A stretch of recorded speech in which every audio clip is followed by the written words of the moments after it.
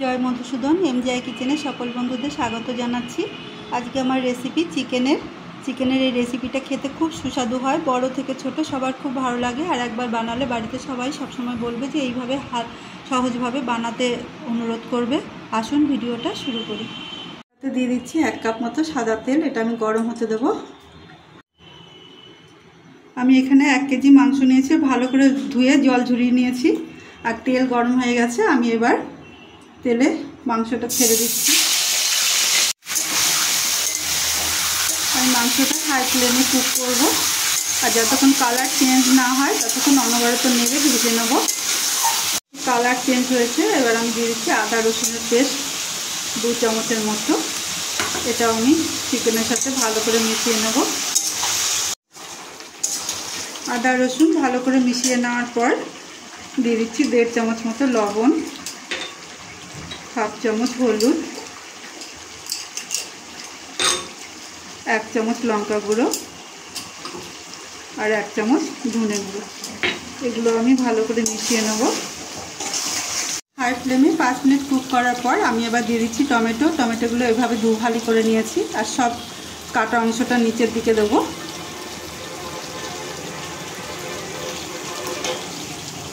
মশলা ধোয়া সামান্য একটু জল দিচ্ছি, আর গ্যাস লো করে আমি কুক হতে দেবো। আমি 15 মিনিট পর চাপা খুলছি। টমেটোগুলো সেদ্ধ হয়ে গেছে। আমি এবার এর খোসাগুলো সব তুলে নেব। টমেটোর খোসা সব তুলে নিয়েছি। এবার টমেটোগুলো সব এরকম করে থেতো করে নেব। টমেটো সব ম্যাশ করে নিয়েছি। এবার গ্যাস বাড়িয়ে হাই ফ্লেমে কুক হতে দেবো যতক্ষণ না টমেটোটা থেকে তেল না ছাড়ে।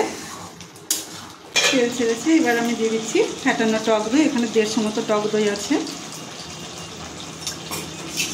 এটাও আমি টমেটোর সাথে কুক করে নেব আর ভালো করে মিশিয়ে নেব। দই থেকে তেল ছেড়ে দিয়েছে। এবার আমি দিয়ে দিচ্ছি 1 চামচ মতো গোলমরিচ গুঁড়ো আর দিয়ে দিচ্ছি গরম মশলা গুঁড়ো।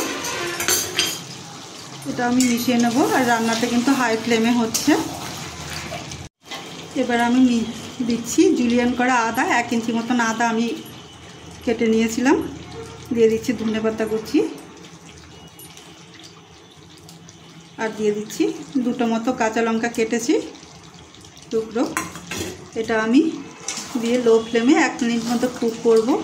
আর এই রেসিপিটা আমাদের ঘরে খেতে খুবই ভালোবাসে, আপনারাও করে খেয়ে দেখুন, সত্যি খুব ভালো লাগবে। 1 থেকে 2 মিনিট কুক করার পর আমার রান্নাটা রেডি। আমি এবার নামিয়ে সার্ভ করব।